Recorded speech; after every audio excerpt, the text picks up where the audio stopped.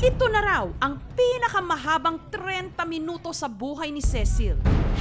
Hindi niya tunay na pangalan. Nang walang kalaban-laban siyang binihag ng isang estranghero sa isang pampasaherong jeepney.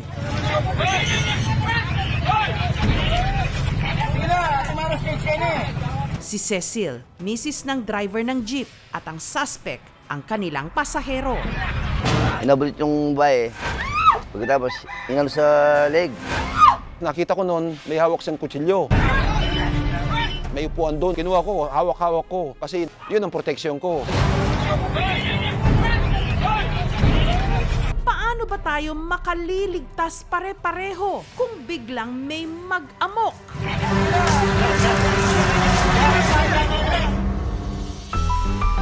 Pasado 6:00 ng umaga, nang mula bayan ng Concepcion sa Tarlac, si Cecil sumabay sa kanyang mister para mamalengke. Para po. Kabababa lang daw ng huli nilang pasahero nung may pumara sa kanila. Nagpapatid siya. Di naman po namin alam kung saan. Kaya pinabababa po siya ni mister. Garahin na ako. Diyan lang kuya, sa kanto lang. Galit siya. Sabi niya, basta ihatid niyo ako. Baba ka na! Baba! Bumaba ka na! Nakaupo noon si Cecil katabi ang kanyang mister na driver. Nung ang binatilyo, bigla siyang brinaso. Ihatid na kita! Huwag mo siya sasaktan! Huwag ka lalapit! Huwag ka lalapit! Ang sabi po ng mister, huwag mo siya saktan. Tapos po, ginaganyan po niya ako. Sige, pag lumapit ka, papatayin ko to, sabi po niya. Nung huminto ang jeep, si Cecil, tsumempong patakas na lumundag. Pero Nahawakan po niya itong jacket ko po. Kinalagkad po niya ako hanggang doon po sa may pintuan ng sasakyan. At saka po niya ginaganyan yung kutsilyo sa akin. Ito pong isa kong kamay na ito, naahawak ko na po doon sa kutsilyo niya para mailayo ko po siya sa akin. ang concerned citizen na si Bernardo tumulong para saklolohan si Cecil. Sinasakal niya tapos hawak niya sa leg. May upuan doon na nakatabi. Kinuha ko, hawak-hawak ko kasi yun ang proteksyon ko. Doon ako pumesto sa gilid ng jeep. Sabi ko, pag bumanon yung kamay nito ako, abulutin ko na. Lalong naging tensyonado ang sitwasyon.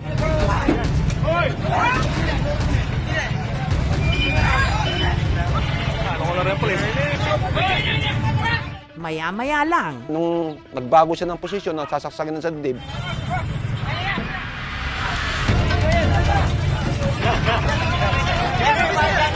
Tiniming ko, sabay pumasok ako. Nakuha ko yung kamay niya, pagkatapos nilabas ko yung ulo niya sa bintana, sinakal ko na.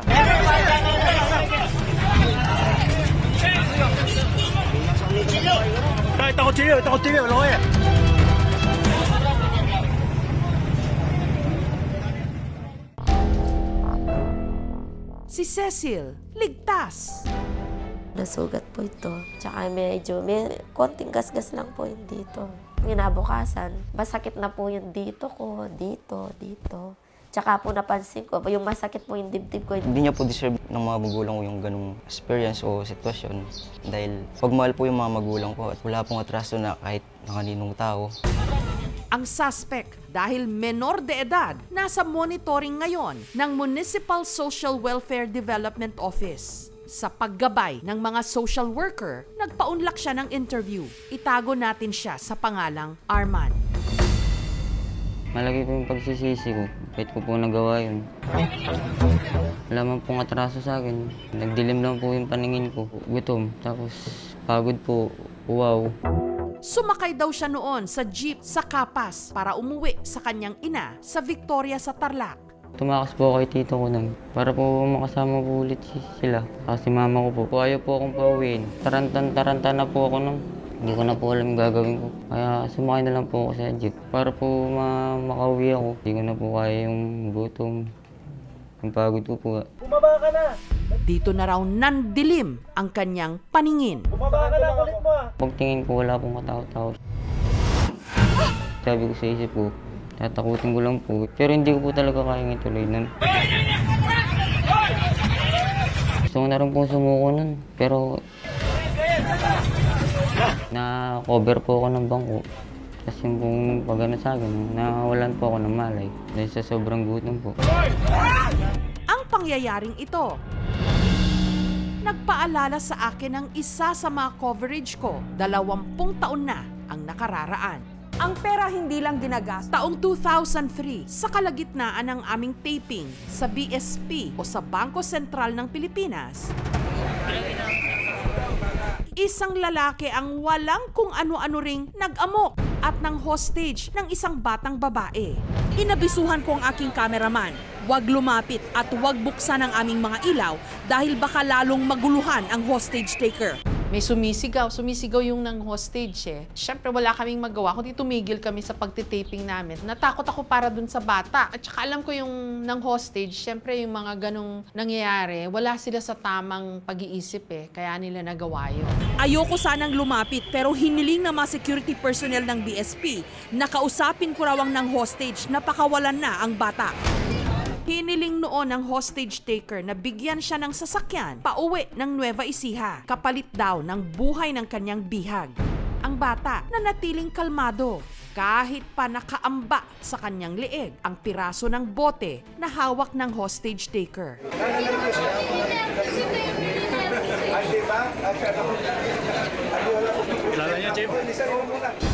Habang papalakad na ng hostage, bigla na lamang itong sinunggaban ng isang nakasibilyang pulis. Dito na nagkagulo.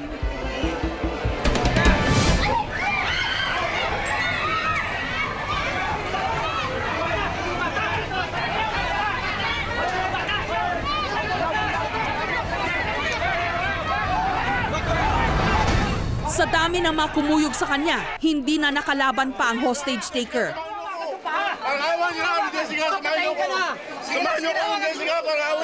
Nakilala ko nung suspect nung ng hostage. Sabi niya, Jessica, tulungan mo ako. So, initial reaction ko, syempre hindi ko ma-ignore kasi may humihingi ng tulong sa akin. Pero alam ko rin na hindi yata ako yung tamang taong tutulong sa kanya dapat kasi wala akong expertise sa hostage negotiation. Apparently, the hostage taker is high on drugs. According to him, he is very much he's afraid that some people will kill him. Ang na-hostage noon na si Myrene, nurse na ngayon. Sa UAE na nakabase ang kanyang pamilya, pero paminsan-minsan umuuwi pa raw ng Malate sa Maynila para magbakasyon. Tandang-tanda pa ni Myrene ang lahat ng nangyari nung araw na yon. Pinapasok na po kami sa loob ng Bangko Sentral. Hindi ako nininervyos, baka siya nininervyos, gumanon pa ako. Ang sabi po nung suspect sa akin, natutulog lang daw po siya doon sa tabi, tapos pinagbabato daw po siya ng mga tambay doon sa Malate. Tapos ngayon, nagsumbong daw po siya sa mga pulis, tapos hindi daw po siya pinansin. Dito na raw siya hinostage ng suspect na nakilala sa pangalang Eliazar. Ouch, huwag mo masyadong diinan kasi ang sakit. Kung may anak ka, isipin mo anak mo din ako tapos ginagawa mo to. Hindi mo ba naiisip na may pamilya ka din? Parang ganto ganyan. Yun yung mga sinasabi ko sa kanya. Bigla na lang siyang hinablot. Ginawa ko agad, punta agad ako sa ilalim kasi dinumog siya eh. Sobrang dami, di ko na alam. Basta gapang lang ako ng gapang. Mabuti na lang daw at galos lang ang kanyang natamo. Alam niyo, first time niyakap ko si Daddy. Hindi kasi ako yung parang showy na bata. Parang matigas po yung ulo ko. Yung parang binigyan ako ng chance na mayakap siya. Parang ayun. Nakita ko rin yung humanity. Naawa ko dun sa bata, pero nakita ko rin yung gaano ka-desperado yung hostage taker. Alam ko na sa likod nung mamang yon yung ng hostage. Isa rin siyang tatay, isa rin siyang katulad din natin. Humingi naman daw ng tawad ang suspect sa presinto sa pakiusap na rin ng mga kaanak ni Eliazar. Ano lang po talagang Hindi na rin nagsampa ng kaso ang pamilya ni Myrene. Hindi naman po ako nagtatanim ng galit sa kanya kasi si Papa Jesus nga nagpapatawad. Ba't pa ako? Siyempre, mag-move on na lang. Sana okay na po siya. Masaya po siya ngayon kasama niya yung family niya. Hinanap ng aming programa si Eliazar. Limitado lang ang alam ni na Myrene na detalye tungkol sa kanya, maliban sa apelyido nitong Placera. Wala na ring records ang Manila Police District sa suspect. Hanggang sa may napagtanungan ng aming team na nagmula sa Nueva Ecija na ang apelyido katunog ng una nang naibigay ni Myrene na apelyido ni Eliazar na Placera, Blaquera. Familiar po ba kayo sa mukha po nito? Si Rex. Taga saan po sila? Diyan po yan. Magandang hapon po. Familiar po ba kayo sa lalaking ito po? Kaano-ano niya si Eliazar?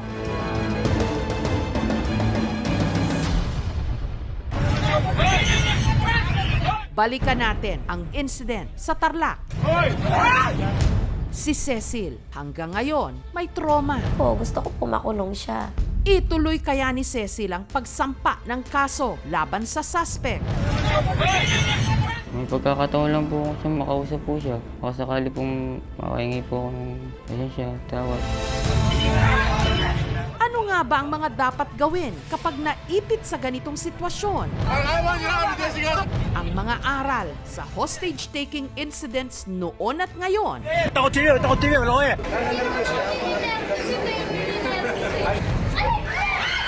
Susunod na.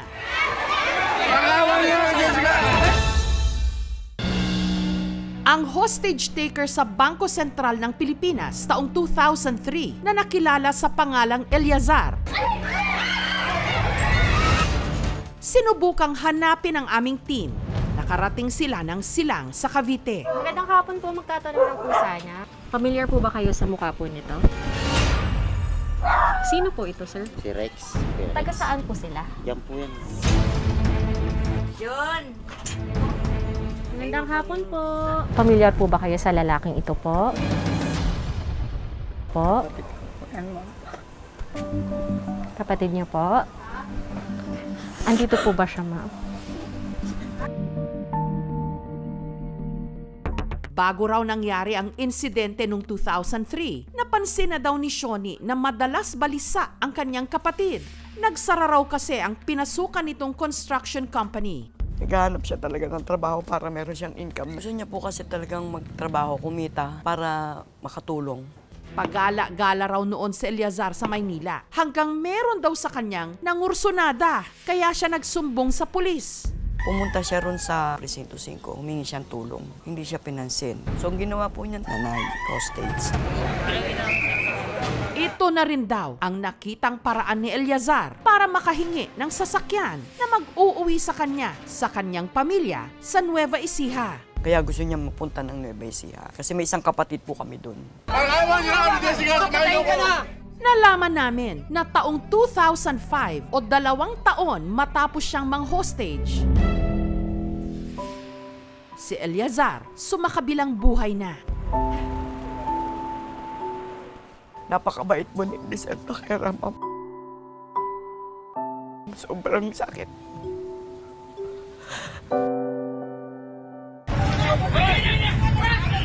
Samantala, si Cecil na binihag ng nag-amok na binatilyo sa Tarlac, desididong magsampa ng reklamo.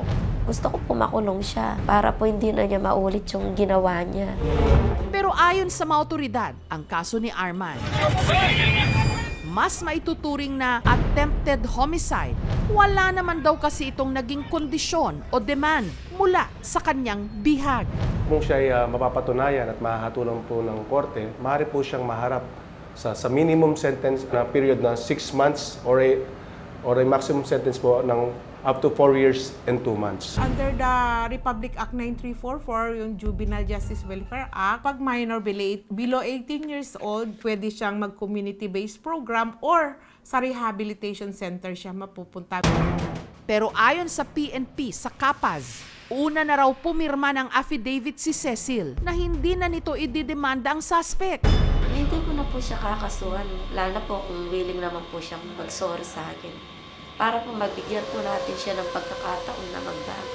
May pagkakataon lang po siya, makausap po siya. Baka sakali pong makahingi po ako ng pasensya, tawad. nag-come up kami sa intervention plan. Talagang kailangan yung close supervision and yung support services on the child.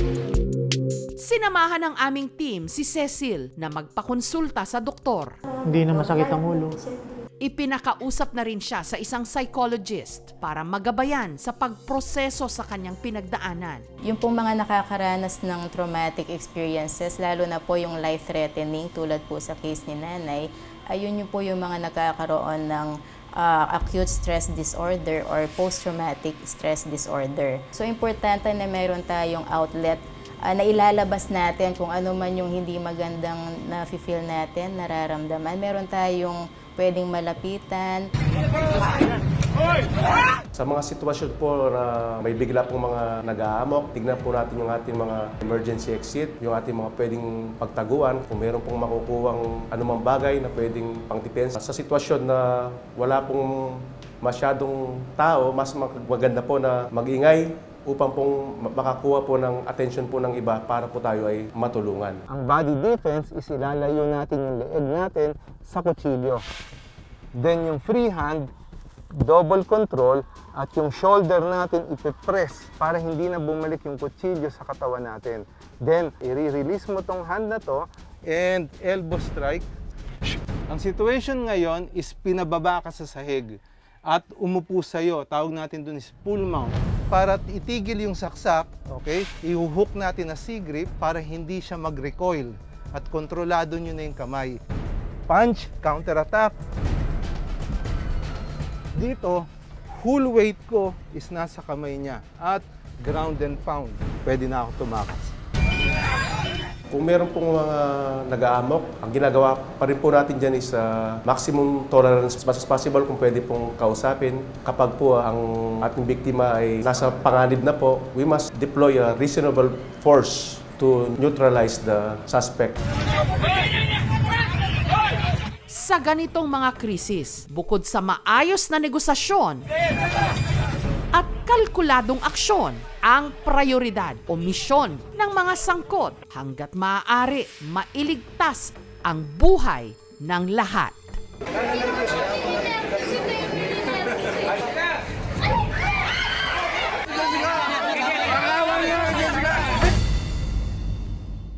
Thank you so much mga kapuso. Kung nagustuhan niyo po ang videong ito, subscribe na sa GMA Public Affairs YouTube channel. Don't forget to hit the bell button for our latest updates.